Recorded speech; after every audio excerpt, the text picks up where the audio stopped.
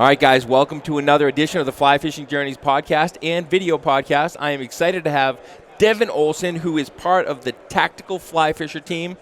He's part of Team USA.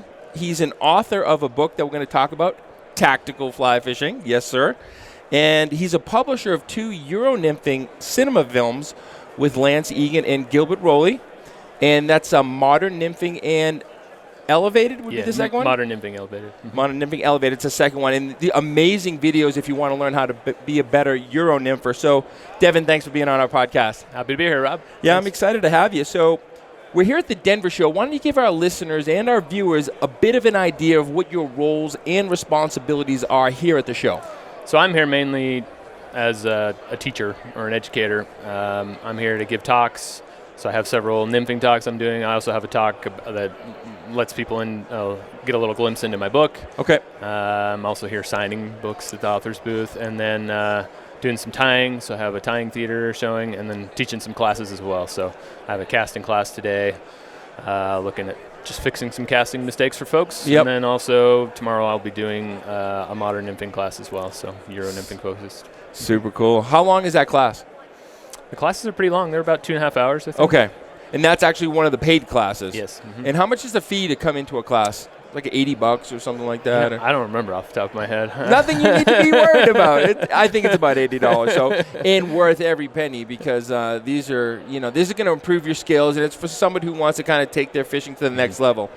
And speaking of that, I want to talk a little bit about the goals of the podcast because for many of our podcasts, we're doing more of like a documentary format, an essay of the person's life, per se. And that's what I like to draw out is the life of the person who we're talking to, and in this case, Devin.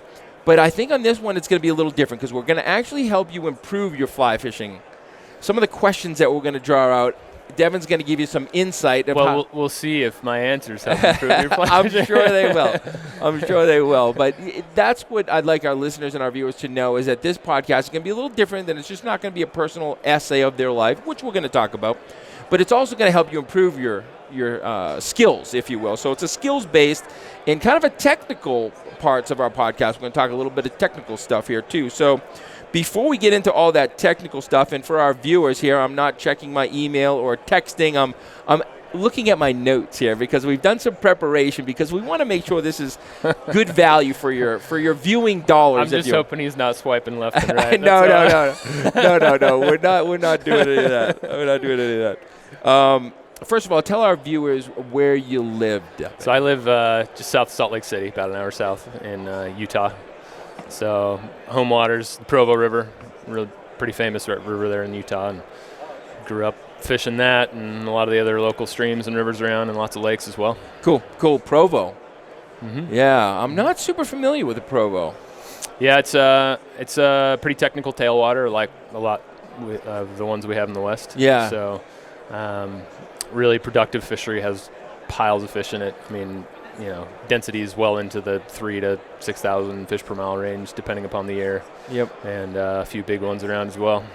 And is the Provo is the river you guys actually shot modern nymphing in? A lot of it. Mm-hmm. Yeah. Yeah. So especially, both of them were shot largely on the Provo. The first one we mixed up. We had some rivers in Idaho as well as Oregon in the first one, but the Modern Nymphing Elevated was all shot in Utah. Okay. And mostly on the Provo.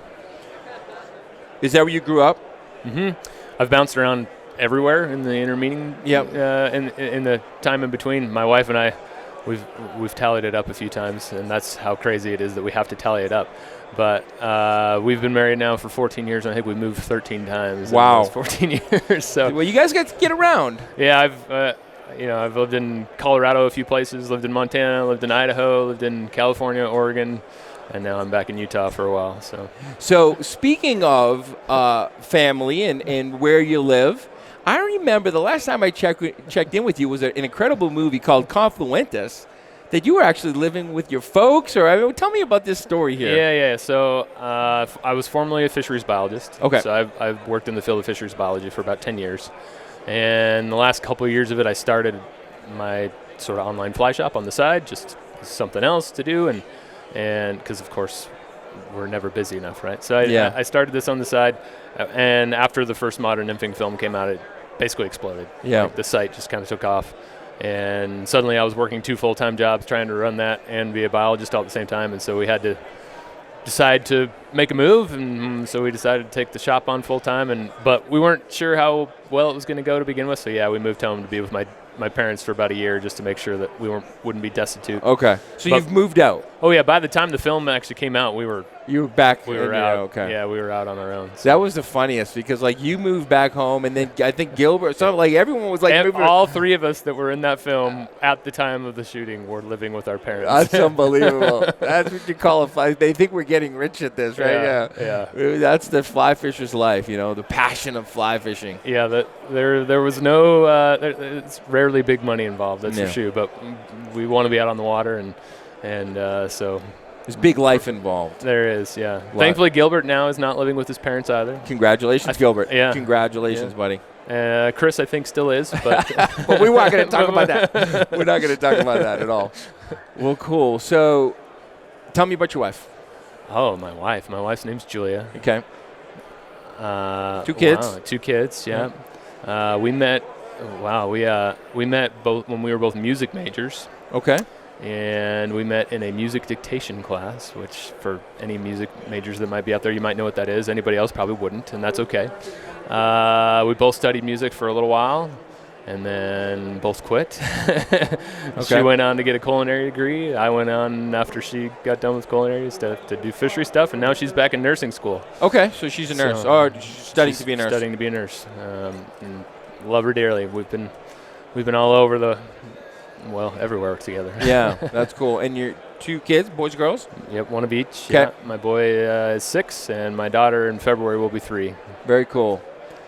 Your son show some proclivity to want to do some fishing, or? Yeah, he loves to tie flies. Oh, cool. So he's got a couple boxes at home that are totally full that just flies that he's tied now. Good for him. That's kind of our Sunday afternoon activity. If it's not a day that's conducive to being outside, then we tie some flies saddle together. up to the vise and tie together. And we've fished a fair number of times together now. We've just barely gotten to the point where he's not falling in constantly as much. So good. That's a start. That is the start. Yeah. But we have a good time. It's now my daughter I have to worry about falling in. Yeah. And maybe she wants to be a fly fisher as well. I think, honestly, she has the go attitude. She might even be the more advanced of the 2 in pretty quick order. Yeah. My daughter too, you get 2 older brothers, so they learn fast. It's making me very nervous. She's 11 now. So, anyway, what was your first recollection of going fishing? Not even fly fishing, but just the first recollection of going fishing. Wow. Well, I don't have a recollection of it, but my parents do have a picture of me when I was about 18 months old where I'm holding up a trout. Love that. On the line. So, and I obviously probably didn't catch it per se, but I got to hold it up for the picture. Your folks are obviously into the outdoors and fishing. Yeah. My first recollection of a trip where at least there was fishing, I don't remember if I did or not, but I was 3, and we were camping at a lake in the Uinta Mountains as a family, and it was a brook trout lake, and so we were catching some fish there. Nice. I remember some of that. But where's that? The Uinta Mountains in northeast Utah. So Uinta. Uinta. Mm-hmm. Yeah, big mountain range there. It's the only mountain range in the western United States that goes east-west. Very cool. Yeah. The only mountain range that goes east-west. Mm-hmm. Huh. Yeah. That's very cool. Yeah. When did you start taking fly fishing more seriously? Well, I started fly fishing when I was 9. That's when I caught my first fish on a fly rod. And then I got pretty serious about it probably when I was about 11. I would say, and 11. Then by the time I was 12, it was out of control. Like, you were jacked up about it. Yeah, I was begging. We were begging neighborhood parents to take us up the canyon and drop us off for the day. And so there's a few little streams that come into the Salt Lake Valley there, and literally we would just get dropped off on a Saturday, and then our parents would come back at dinner time and get us. It's the type of thing you'd never be able to do with your kids most of the time now. I love that. No, I just love those all-American stories, where kids just grab a rod and go fishing in the afternoon after school. And yeah, there's some great memories there. I remember there's There's one stream in particular that used to have this old dam on it that they thankfully removed now, and now it's been rehabilitated and reintroduced with cutthroats. But back then they still stocked this old dam with rainbows, but it had wild browns on both sides of it and everything. And so I learned how to, catch fish in there pretty much throughout my youth there, and it was fun. And then kept fishing through high school. Did you go to college? Oh yeah, I have 2 degrees. So I have a degree in ecology and then one in fisheries biology. Okay, ecology and fishing biology. Fisheries biology. Fisheries biology. Okay. And what school? My undergrad, I finished at Idaho State. I started my fishery stuff at Utah State, but then one of those moves that we had, my wife got a promotion, so we had to move to Idaho. So yeah, I finished my undergrad at Idaho State, and then I got my graduate degree at Colorado State, actually here in Fort Collins. Okay. When did you meet your wife? Like what period along the way was this? We got married, I got married when I was 20 years old. Nice. So that was back in 2005 when I got married. Yep. Fell in love. That's right. Oh, cool. And you were a guide, our guide. I know you were a guide. I was, yes. I stopped guiding last year, basically. I haven't booked trips for the last year and a half, pretty much. And things have just gotten too crazy. Yeah. I still like to fish on my own, so it was either keep guiding or have my own days for fishing. And that was a lot of the Provo. Yep, mostly where I guided there. I also guided in southern Colorado for a couple summers, down around South Fork and Pagosa Springs, and a little bit of across Utah and Colorado. Yep, and then what is the craziest guide story you can remember? It can't be shared on this podcast. You can't. We have to hit pause. Is that what it is? Okay. Let's just say it involved the client and some fecal matter. And okay. So we'll leave that one off the podcast. How about that? What's the second craziest guide story? Well, I'll tell you a good one. Okay. For this one. So this is like a happy one. So I've fished the Provo, my entire life. And one day I was with a client named Steve Ruiz. Great guy out of Oklahoma who retired and basically is now dedicating his life to fishing, which is fantastic. Awesome. And he came to improve some Euro nymphing skills, and he had already, he was one of those kind of star clients where he'd actually done some work beforehand and gotten good enough that then you had some things to work with, Yeah. And we were fishing a stretch of river that, I've caught a lot of big fish out of over the years, but like a big fish in this stretch of river's 22 inches long, something like that. Yeah. You might see a 24-incher once a season type of thing. And we rolled up on this corner pile of rocks, and I thought, normally it kicks out a decent number of fish, and we rolled in there, and he wasn't catching any fish, and I was like, what's going on? He's been slaying them for the whole rest of the day. It's 1 o'clock in the middle of the day in August, right? Yeah. And I was like, well, everywhere else was good. Why isn't this? And so he caught a little fish out of the back end of it, and we were working into the head of it, and I'm going, there has to be another fish in here. What is going on? So I was just about to change, fly pattern, and I asked him to just, do a little jig drift with his Euro rig, and on the first time he did that, as soon as he lowered the rod and it got tight again, fish takes, and at first I was like, "Whoa, that seems like a pretty good fish," and we didn't get a real good view of it for a while, but we had this nice long shallow run below that luckily he was able to kind of just walk down and have the fish back and forth. But eventually I saw it, and it was an absolute behemoth of a trout, by far the biggest trout I've ever seen in the Provo River personally. Wow. And we ended up landing it, and it was I taped it. It was just over 27 inches, and it was almost 10 pounds. That's amazing. And he caught it on 6X and a little beathead Euro nymph. That's so cool. On like a 3-weight, 10.5 foot 3-weight. Yeah. Mm-hmm. Yeah, it was fantastic. That's awesome. I actually have a blog post if anybody wants to read about it. I wrote a story about that one. On my blog. You can scroll back through. We want to watch that. Read that, and then it's tacticalflyfisher.com. Yeah, and then you can just click the blog at the top and scroll back through. Very cool. Well, I've heard you say, I don't know, I was listening to some podcast or on video, or maybe we're talking, but I've heard you say the first thing you do when you get to a pool or a river is you take a temperature of the water. Mm-hmm. Yep. So I take a temperature usually right at the beginning of the day, and then probably at least twice more throughout the day, just to kind of see where things are progressing. And really what it boils down to, why I do that, is trout are cold-blooded.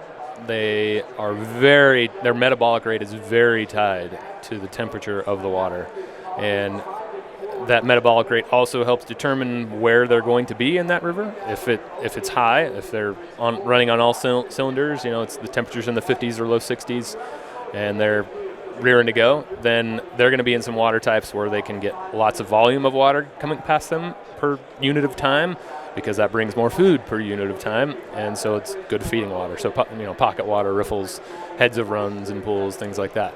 But if it's like it is right now during the winter, and the temperatures in the 30s or low 40s, something like that, and it hasn't risen at all during the day, then you got to look for them more to be in really slow, deeper water, energy-saving water, essentially, instead of feeding water. Yep. So throughout the day, just by that temperature, I can often change where I plan to target fish in the water types that are available.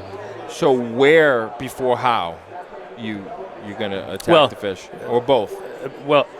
Where is always before how, right? Okay. Because it doesn't matter how well you're fishing. You could be fishing. You could be the best, presentationist and have the absolute perfect fly and the right, rig for everything. But if that water just doesn't have fish in it right now because they have occupied somewhere else because of that metabolic rate, then it doesn't matter. There's no fish to catch. Yep. And so always where before how. The first step is finding where fish are. Then you can decide how to catch them. Okay. But you got to know where they're going to be first, and that's one of the biggest clues that will help you with that. That, and along with, hatches and things like that. In fact, in my book, the first entire chapter, which is the biggest chapter of the book, is all about the where and why and all these variables to observe before you even tie on a fly. Yeah. That will help you determine where and how to fish before you even get going. And then the reading of the water in addition to the where. What type of temperatures should we be looking for? Rainbows and browns and everyone, they all have their sweet spot, right? Yeah. So, let's see if I can drop for the camera here. So if it starts on the left side here, there's like freezing, right? 32 degrees. You'll have this gradual little ramp that their metabolic rate just kind of slowly and almost linearly for a while there increases a little bit at a time, up until around 45 to 48 degrees, somewhere in there. And then you'll hit this inflection point where all of a sudden the grade of that line steepens.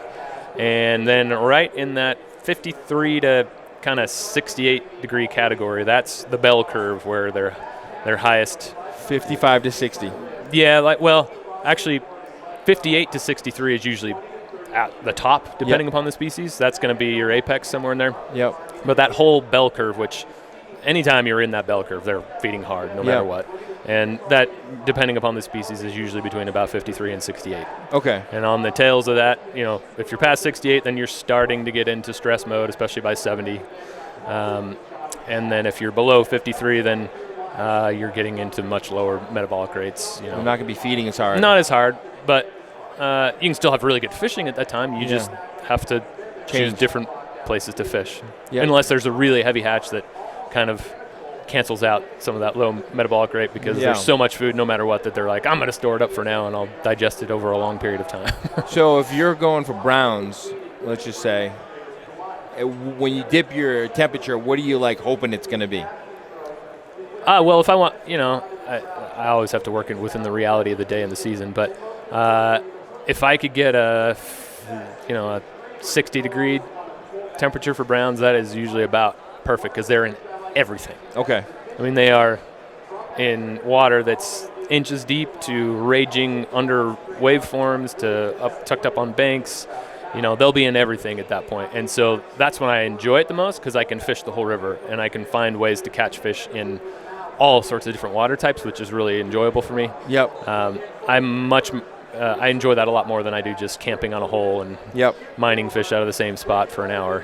Right. So I love covering water and moving around. Yeah, and finding fish in surprise places. So if you're around that 60 degree mark for browns, and really 5 degrees either side of that, right? Yeah. If it's 55 to 65 for brown trout, they're probably going to be just about everywhere. Yep. 55 to 65. Good to know. Good to know. See, good instruction here. Good tips from Devin. You've made the 2 instructional videos. We've talked about Modern Nymphing and Modern Nymphing Elevated. What is the differences here between the 2 films? So Modern Nymphing, the first one, European-inspired techniques, it is more of a foundational film. So we introduce you to a lot of the concepts and mainly the theory behind Euro nymphing for the first bit. We talk about why it's different and what it is in general, and why compared to other styles of nymphing, it's separate. And then we teach you how to do it a little bit, teach you some basic rigging, and help you understand things that'll get you out doing it on the water. And then in Elevated, we take off right where we left off. Like, it's not, Elevated is not meant to as your beginning course. It's watch the beginning film, maybe even try it a little bit, and then how do you take it further? And so in Elevated, we look more at details of presentation, like specific details that make a difference with your sighter placement and the way you want your flies to land or your sighter to land, and your rod elevation and angles throughout the drift, weights. We look more at water types where we're fishing this amount of weight for this reason, that type of stuff. Yep. We get into more of the nitty-gritty details of it. Very cool. Okay, good. Guys, we're back here with Devin Olsen. We're going to talk a little bit about the DVDs. I actually own them both. I've watched them both. They are amazing. You can find them on Vimeo if you want to download them. And the nice thing is I was able to do is actually make it accessible offline. So I actually can watch it and own it on I don't even have to have the Wi-Fi anymore. You can put it on your phone or your iPad or your computer. Yep. It's pretty much transferable anywhere, Yep, so it's through Vimeo. You can get that. And then if you wanted the actual hard copy of the DVD, you can order that at Tactical Fly Fisher. Very cool. So we're going to get into the heart of these 2 videos. The number 1 on the original Euro nymphing. Why don't you give our viewers and our listeners just a basic idea of a Euro nymphing setup, like the rod, reel, line, that type of thing? So your typical Euro nymphing rod, if the 9'5" weight is the classic, trout rod, all-around rod, your classic all-around Euro nymphing rod is somewhere in 10 to 10.5 foot 3 weight. And just a reel that balances it. There's nothing really special about the reel, although you do want something with a tight gap between the frame and the spool, or a full cage to avoid line slippage in between. But other than that, just a reel that balances your rod. And then really the main difference, other than the rod, is what line you have and what leader you have. The leader is exceptionally long compared to most, typical fly fishing leaders.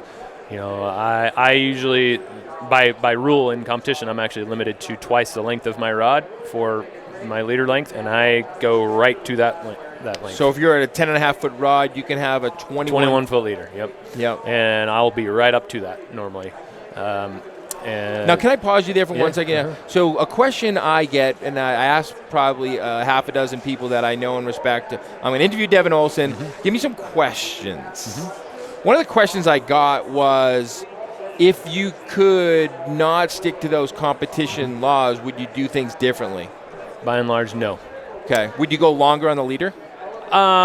Yeah, but not by much. Okay. So I wish that I could have an extra 2 feet most of the time. Okay. I also get asked all the time, why don't you just use a mono rig, which is basically just an entire spool of mono or a whole leader on your reel, And the main reason is I much prefer having that fly line to handle. Yeah. So you're using a Euro nymphing fly line. It's a level, like 22 thousandths of an inch thick, very, very thin fly line. It's there to handle. Okay. There are pros and cons to not having it there, but for me, I would much prefer being able to strip slack, set the hook, and fight fish with a fly line, because mono tends to either have some memory or slip through my fingers or just tangle easier than that fly line does. But I would like to have a leader that's maybe 2 feet longer a lot of times. Right. Just so I can get a little bit extra length, distance presence or presentation away without line being out and sagging out the rod tip. So we're going to talk about that, because that's obviously the heart of the Euro, right, is that drag free, is that fly falling to the bottom without, you're talking about measuring the dimensions of your tippet. It's just like, it's very precise method of fishing. So we'll get back to the sag and the drag and the fly line, but to kind of go over the rod again, you're talking about like usually about a 10, 10.5, or 11-foot rod, depending upon your taste, and it's lighter. So instead of a 5 or a 6, you're talking about a 3. Now, a lot of times people will say, well, 3, you guys are catching big fish. What if I catch a big fish? How am I supposed to catch a big fish on a 3 weight? Well, a couple things about that. Number one, now this isn't exactly what happens with the rod design, but a lot of times that 10-foot 3 weight or 10.5-foot 3 weight is almost like having a 9-foot 5 weight in the lower 9 feet of the rod, but the taper keeps going. Okay. Right? So you still have a lot of power in the lower end of the rod. There's no less power in a 10-foot 3 weight to fight a fish, in my experience, than there is with a 9-foot 5 weight. Okay. But you get a tip that is softer, that will load with a lighter rig, because you're not casting a fly line. You don't have a heavy grained fly line to load your rod and help you make your presentation. You're basically casting the weight of your leader and your flies. And so if you don't have a soft tip, you're going to have a hard time doing that. Yeah. Plus that soft tip, you are at close range most of the time with your rig, and you don't have a lot of slack in there. So if you happen to set the hook with any sort of heavy hand and you have a shorter, heavier rod and you're fishing fine tippet, as we often do, then you're going to result in a lot of breakoffs. So that softer tip, helps really cushion that tippet as well. It's like a shock absorber there. So you can, catch those bigger fish on lighter tippet. Yep. And that's the whole concept. Because there, tippet these days, even in 6X and 7X, et cetera, is very strong in a tensile strength fashion, right? Yep. But if you get shock to it, that's when you get that knot breaking. Right. And so you can actually, as long as you pull steadily, there's plenty of pressure to put on a big fish there. You just can't do it in spikes. Right. And by having that, that soft tip, then that helps. You're up. And in the end, you can still break 4, 5, 6X, 7X with a 10-foot 3 weight. So it's not giving you any less leverage than that 9-foot 5 weight in that realm. Yep. Right? If you can break the tippet with either rod, then how is it helping you land that larger fish? Right. Yeah. So there's still enough leverage to break the tippet. So neither one, the 5 weight isn't going to help you get it in any quicker when you can break the tippet with either. So for me, I picked up, and I wanted to get into it. So last year was my first year really start doing more. I mean, I'm doing the tight line, and I've obviously thrown strike indicators for a while. But I tried more tight lining. But like last year, I wanted to actually try the Euro, because it's taken off. I've watched the videos. All right, I'm going to try this. I got a 10.5-foot 3 weight Recon, an Orvis Recon, and I love it. It's a great rod, and what I found is you have to kind of try it. It's like one of those things we can talk about in a podcast, but until you actually feel a 10.5-foot 3 weight with that shock absorber on the top, you're not going to fully understand how you can do a big fish with a lighter 3 weight rod. So it's something you actually have to do and try, I think. Absolutely. And in the end, and we talk about this in both films, in the end, it's about the curvature and the angles and the way you're able to put pressure on a fish with any rod that ends up helping you land that fish. So I have a very set formula when I go to land a fish that works very well, that I'm able to land by far the bulk of the fish that I catch on competition barbless hooks. Yep. And so if you set that hook directly downstream and low, and then you rotate that rod back upstream, and you have it just past, if the fish is out here and you've got the butt of your rod, you want the butt of your rod past perpendicular to that fish about 5 degrees. So there's something about that 5-degree turn that is magic. Okay. Where you can be having a fish bulldog you forever, and if your rod is slightly pointed towards the fish or even just perpendicular to the fish, that fish can just keep going and going and going. And there's something about turning that rod an extra 5 degrees that the curvature and the load that it puts on the rod normally turns the fish's head towards you and breaks them out of the current. Pro tip. But if you keep that rod tip low and upstream like that and just past perpendicular, then the fish does not get downstream of you very often. Yeah. It stays above you, and then you slide the fish upstream of you, and you have the current help you net it.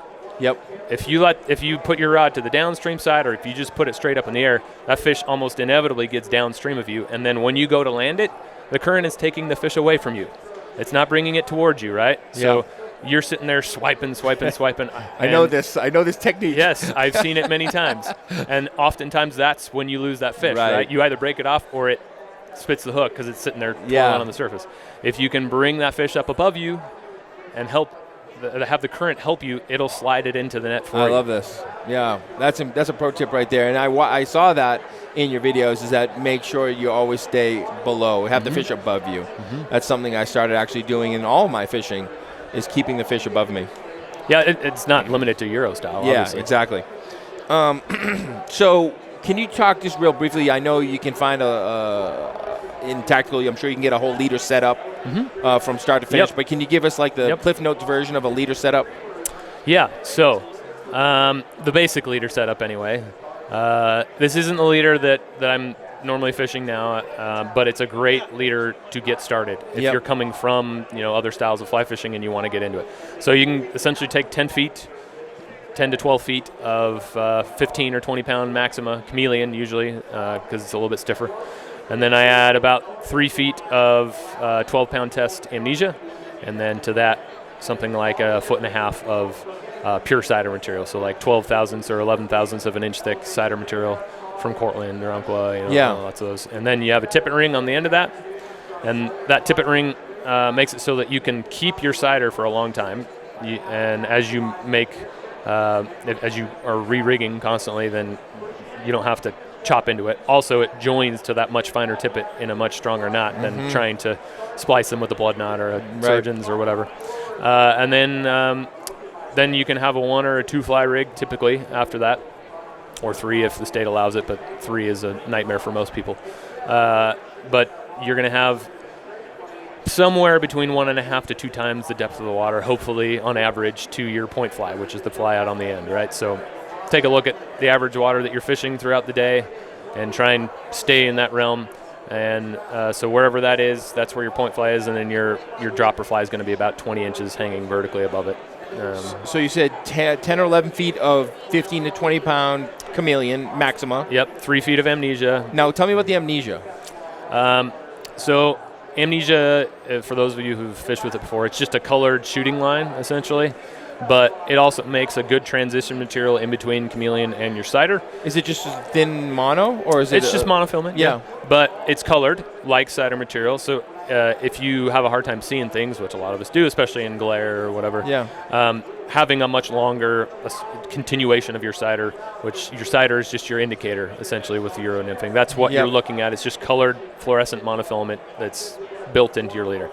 And the amnesia is just an extension of that, but it's also in between, it's a little less stiff than chameleon, so it helps transition the energy a little smoother. It doesn't form as much of a hinge point if you go straight from like having chameleon straight to cider. So you get 10 feet of the chameleon, and then you get 3 feet of amnesia, so you're at 13 feet. Your cider is 18 inches about. Okay, so you're at 14 and a half, and now you're putting on a tippet ring at the bottom of the cider.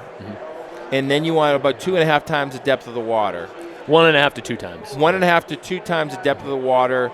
To your point fly or the fly on the end. And that's going to be 6X or? Yeah. Right from the tippet ring, you want to go to 6X? There's no taper from that point on. Okay. You want flat tippet. So if you're comfortable with 6 or 7X, great. If not, 5X, whatever. 5X right? to your point fly. And just the whole way through. So you're a typical way to rig this would be take 3 feet or 3.5 or 4 feet, to begin with. Add that to your tippet ring. Okay. Then take another 2 feet and go about 6 inches up or 8 inches up the 4 feet that you've already added, and tie your surgeon's knot there. Okay. And when you make your surgeon's knot there, leave some.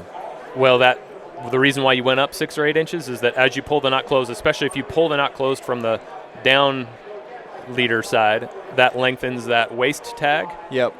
And then when you tighten it, you'll have a long waist tag on one side that's facing down. It has to be facing down. Right, I saw this in the video. Yeah. And then a short tag facing up. And that long tag that's facing down becomes your dropper that you're going to tie your second fly on. Okay, and we're going to get into the flies. We're talking about flies here, but not there yet. Everybody wants to hear about flies. They don't care about everything else. What fly are you using? It's all about I didn't know you were a comedian, Devin. This is different. No, I'm a fly fishing realist, which is comedy sometimes. Comedy, yeah, exactly. Especially when I fish.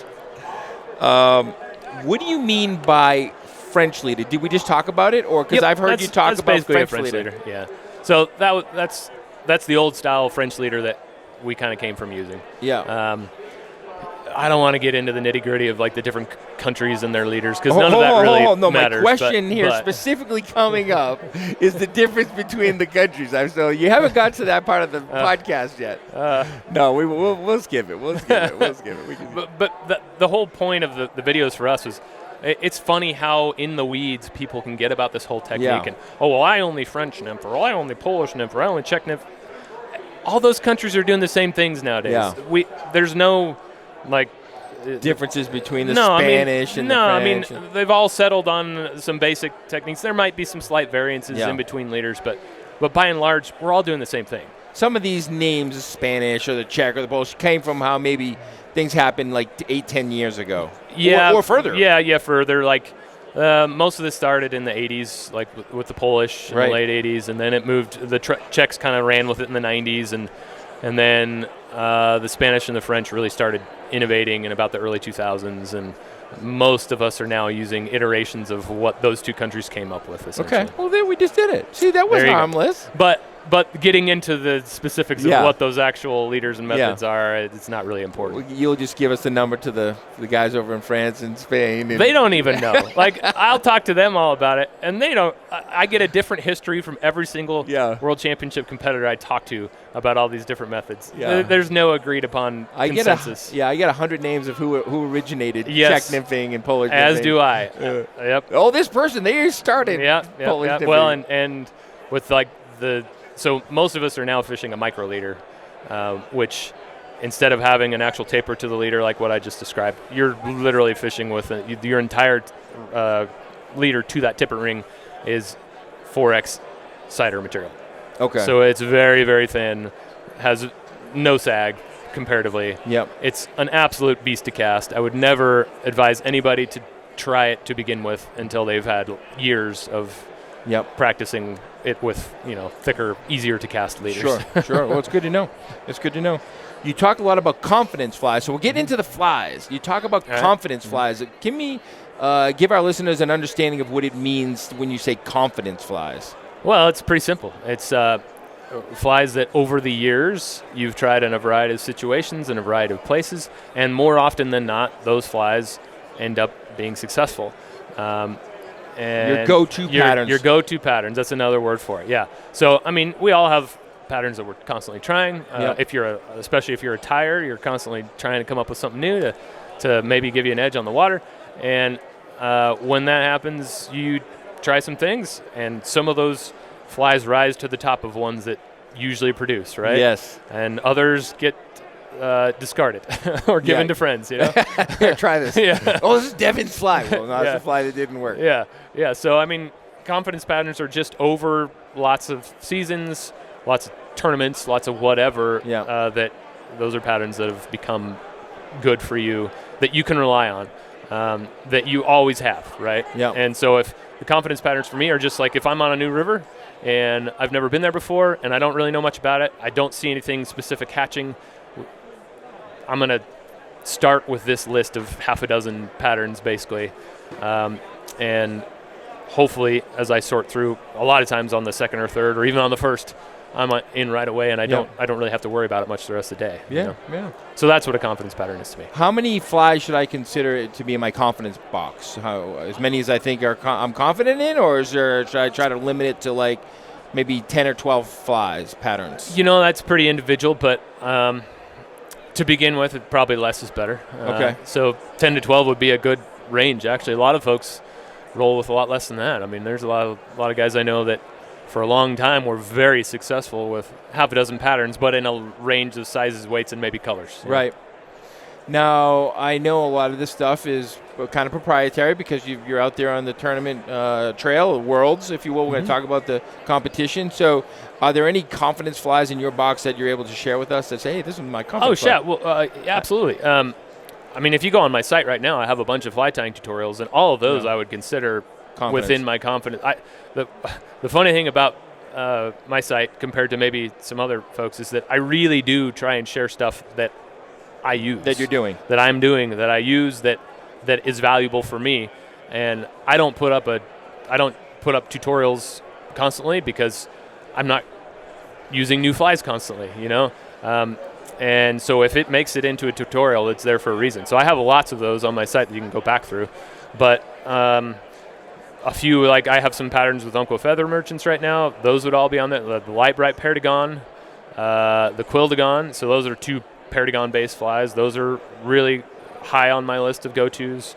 A Blowtorch, which is a tag nymph, kind of a European-style fly, but it's got a fluorescent butt on it with a kind of a peacock dubbing body and then a CDC hackle up front. That's another great one. All sorts of different small variations on the hare's ear pheasant-tail theme. That's always good. So, Frenchies, soft tackle carrot. Those are great flies. And then I always have some flies in there, junk-type patterns, I'm waiting for it. I'm going to keep going. The mop worm type things, yeah. The mop, okay, yeah. You didn't say my favorite. What's that? The Rainbow Warrior. Oh, yeah. Well, the Rainbow Warrior is a great pattern. What I normally fish these days is kind of pearl versions of Perdigons that are pretty much like a Perdigon version of a Rainbow Warrior. Yes. So the Light Bright Perdigon, for instance, I tie that in an all pearl version, or like pearl with a red or pink, collar up front. Yep. And that's sort of my go-to. If it's a Rainbow Warrior type situation, then that's what I'll. Well, I was trying to set myself up actually because I got a great story about a Rainbow Warrior. Tell me the story. Yes, I was on in a Labrador River, and we saw some fish coming up, and I hit a good one, and then I put another one out there, and I set the hook, and he caught it. It was a nice rainbow on a Rainbow Warrior, and I bought it from Tactical Fly Fisher. So. There you go. This stuff works. See there, folks. This stuff works. It's got worldwide appeal. Worldwide, yeah. The brook trout like it in Labrador. I can tell you that right now. That's awesome. Yeah, it's good. And so, and I've enjoyed buying some product. I bought a bunch of flies on Tactical Fly Fisher. I figured, gosh, if these flies work for Devin, they got to work for me too. So. Yeah. Our site, we mostly focus on sort of competitive styles of angling. So, a lot of our flies are. Well, all our nymphs are tungsten beaded, so they're things that you can use for your own nymphing. And so if you're getting into it and you're looking for a good source to get flies, then we try and cater to that. Setting up my fly box. I mean, what are some, say I wanted to start with, I'm going to buy this fly box, and the ones I really like, and I'm not sure if these are in your site or not, so I'm not sure if I'm giving you a plug or not, but I really like the tacky ones. The fly boxes? Yeah. I think Fish Pond just bought tacky, and Spencer Heger really designed an amazing box, in my opinion. You can buy them in single or double. And so I just bought a new box, and I'm trying to set it up as like a Euro box. So what are some concepts or some ideas that I should think about when I want to set up this box for Euro nymphing? And how does that maybe tie in with the weight? Another question I have here, which we'll just cover right now, is the weights. Because I know you can't add weight. You can't put a split shot on when you're doing true competition. So you have to get weight. You have to hit the bottom, bounce bottom with the fly. Or 1 or 2 or 3 flies, however many you're doing. So how does that tie in with setting up my box? Because I'm fascinated by the different weights of the beads that you put in. Yep. So I've gone through lots of iterations of this over the years as I've tried to refine into a system that works for me. If you're starting to begin with and you've only got one box to begin with anyway, then I would just take that box and I always arrange by rows of weight. Okay. So within the box, you've got rows of flies, and if you are buying flies or you're tying them to begin with, just put a certain bead size in a certain row, and then you might have several rows of that bead size, right? And then the next row you'd have the next bead size up, and the next row the next bead size up, all to ad infinitum. How many different bead sizes should I have? For general, I'm not competing with you in Tasmania just yet. I mean, maybe someday. At least 3 and most likely 4. 4. Let's say 4 bead sizes. Yeah. Now, what would those bead sizes be? So as I sell them in the shop, if you're going just by slotted beads, which are the most kind of popular base tungsten bead out there, I sell 2 millimeters. That's probably a little small for most people unless they're fishing really shallow water technical situations or like really light dry dropper application, which you can still do on a Euro rig, by the way. But most people are going to start at a 2.3 millimeter bead, and then I have 2.8, 3.3, and 3.8 millimeter beads. Those 4 are kind of your core sizes. 2.3 to 3.8. Correct. 2.3 would be lighter. Yes. Okay, so I thought we were going heavier to the top. Maybe. You can you can reverse it either way. What works best for you? In my boxes, I go lightest at the top. Lightest at the top. Heaviest at the bottom. So 2.3 at the top, then 2.8, then 3.3. Yep. And then 3.8. And if you want to get even more complicated or have steps in between those, so I also sell inverting beads on the shop, and they're basically sort of a teardrop-shaped bead. And they will take a standard nymph hook and essentially invert it just like a jig hook. Okay. And they end up weighing about 15 to 20% more than the same general size of a slotted bead, mainly because there's just less material removed from a bead in order to get the hook on, because they just have a small hole at the bottom. And so a lot of times I will do 2.3 millimeter slotted, 2.5 millimeter inverting, 2.8 millimeter slotted, 3 millimeter inverting, 3.3 millimeter slotted, 3.5 millimeter inverting, 3.8 slotted, and 4 millimeter inverting. And that gets me incremental steps all the way up that range. It makes it simpler for me to be able to do that, though, than to go by adding additional flies or something. or additional lead wraps or something underneath the body of the fly, because it's easier to keep track of by just looking at the bead. I know the size. I know if it's in that row. And if I'm fishing a certain rig and I need to go up just a little bit more, then I'll reach for that next row that's just a little bit bigger. But if I need to go a full gamut, then I can go a couple rows below, So now, do they weigh fly? Is there a weight? Yeah. So historically, I used to weigh flies and arrange them by grain weight within my. In competition, though, are there weight restrictions? No. They have a measuring device that actually is meant to do that, where you can't have a bead that doesn't fit through their little bead hole. So it's usually a 4 millimeter bead. Anything bigger than that you can't have. And then they also have these weird gaps on the measuring device that if you have a bead on the fly, your fly has to be able to fit through this gap in the measuring device. And what that's mainly trying to do is make it so that someone didn't just form like a lead spark plug onto a hook that's super fat, but also has this bead. It's trying to at least maintain some sort of what we might consider a fly instead of casting weight. Sure. Tell me about your fly style, maybe before the Euro. No, that's a good question. So, growing up in Utah with the Provo and the Green River and sort of the western tailwaters in general being my main rivers that I fished a lot, I was into imitative, small, tiny tailwater flies for the most part. Most of my fly designs back then, I would either take from seine samples or stomach pump samples, take bugs home and look, or take pictures of them and go home and try and match them, right? Yeah. And lots of us have done that over the years, right? Just the whole match the hatch mentality. And then I got into, early European styles of nymphing when I first learned, and they were pretty antiquated compared to what we're doing now. And so they involved a lot more leading of your flies and kind of shorter, heavier rigs and that wouldn't sink very well. So then it went to the other side of the spectrum where I was fishing size 8 and 6 bombs that just were nothing but lead wire and giant tungsten beads, along with maybe some smaller ones up above. But now, so historically it was imitative and tiny for the most part for me. And now I've kind of, the pendulum always is going back and forth, but I'm probably back to slightly towards the at least smaller side of the spectrum nowadays. Yep. And when there is something that needs to be imitated, I'll have flies to do that, of course. But I'm in that smaller half of the spectrum with a good number of flies that are more attractor or suggestive type patterns, but also patterns meant specifically for imitative flies as well. But at least in a nymphing construct, they're still all going to have tungsten beads for the most part. So if I need a small fly that still gets me to a certain weight, I just tie a really small fly, but it has a bead that's 2 or 3 sizes bigger than you might normally put. So you put a big bead on a small fly. an oversized bead. That's interesting. I think you see a lot of those online where they'll make those pretty boxes and they have these giant beads and small flies. Out of Europe, I think I see on a lot of the groups. Yep.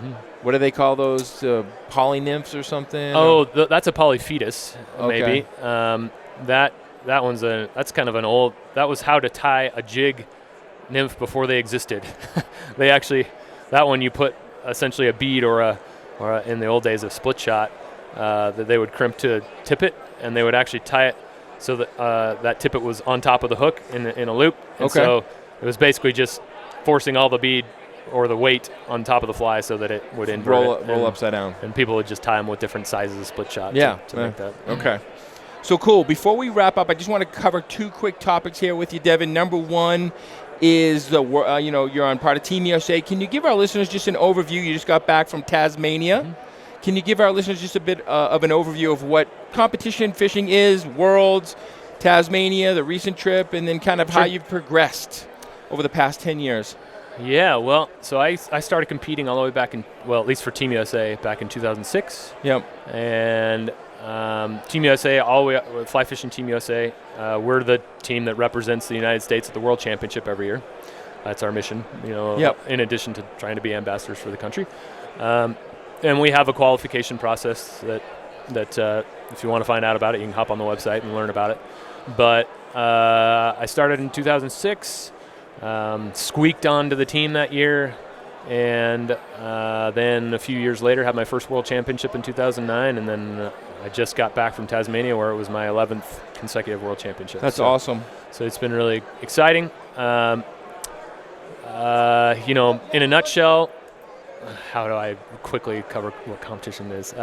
So if you go to a competition, you have a certain number of rivers or lakes that you're going to fish. In a World Championship, there's 5. So you have 5 anglers from every team that are going to fish. And each country puts an angler on a bus, and that bus rotates between all those venues in one specific order. And you are counted against, you have a 3-hour session to fish that river or that lake. And in that 3 hours, you're trying to catch as many fish as possible, more or less, right? Yep. And then there's a formula that ranks you from top to bottom that combines your numbers of fish plus the size. And so you're ranked in that session with a certain number of points, and then those points are added between all the sessions, and that's at the end what determines your ranking individually, and then collectively all of your individual scores form your team score as well. Okay.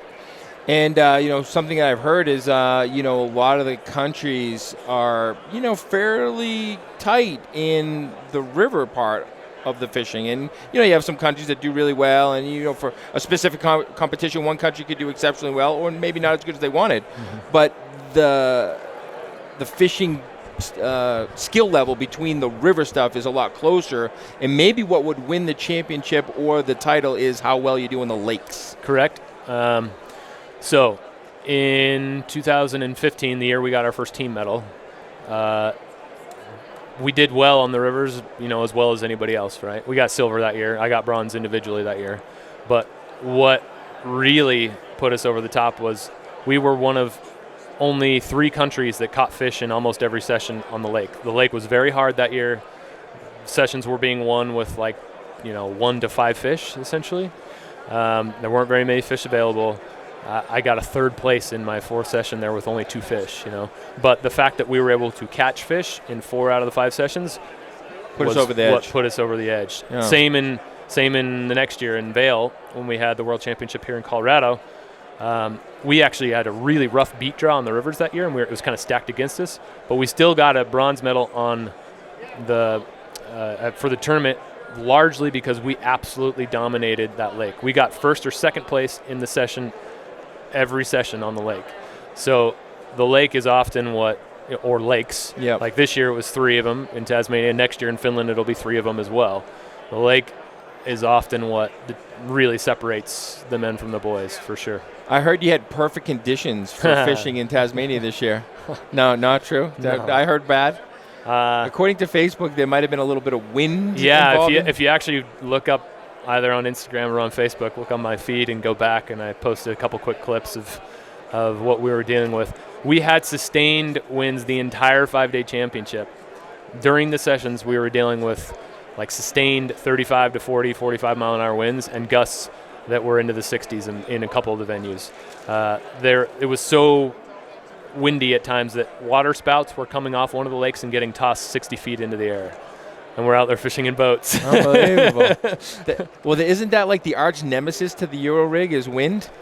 It is certainly one of the biggest challenges to overcome, yeah. Yeah. But, the funny thing about Tasmania was that we did some nymphing on the Meander River, but in the Mersey River, it was largely nothing but dry fly fishing. Like every fish that I caught there, I caught on a dry fly. I didn't get any fish to eat nymphs. Well, I would like to tease, if possible, a future podcast with you. Absolutely. More than happy to do it. With more of the competition stuff, because I know we're running deep on time here, and but I do want to maybe draw out some of the competition stuff, and maybe we can save that for part 2 of the sure. Time. Yeah. I do want to close, but I love film. Mm-hmm. I love cinematography. I think the film Confluentus on the bull trout that you guys did some fishing.